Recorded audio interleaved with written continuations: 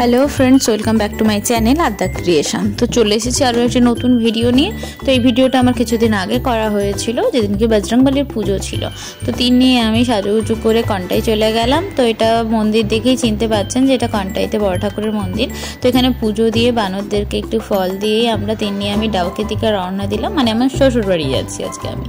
তো সারাদিন আর আমি এতটাই ক্লান্ত ছিলাম যে ভিডিও বানাইনি। তো বিকেলবেলা বড় একটা পেয়ারা তুলে দিল, তো পেয়ারা বসে বসে খাচ্ছিলাম। আর এখানটায় শাশুড়ি মা মুরগি চড়াচ্ছিল বাগানে বসে। তো এটা ড্রাগন ফ্রুটের গাছ, আমাদের গাছটা অনেকটাই বড় হয়ে গেছে। তো দিদাকে সামনে বললাম যে দিদা মটর ভাজা দাও। তো দিদার একটা ছোট্ট দোকান আছে, তো দিদা সেখান থেকে মটর ভাজা দিল। আর বাচ্চারা আর আমি মিলে সবাই মিলে মটর ভাজা খেলাম।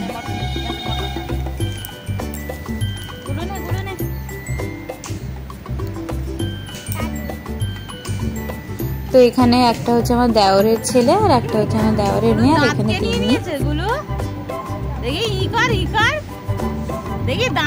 তিনি বাড়িতে গেলে ও দাদা ভাই আর মিঠির সাথে ও খুব আনন্দ করে, খেলাধুলা করে, খুব মজা করে।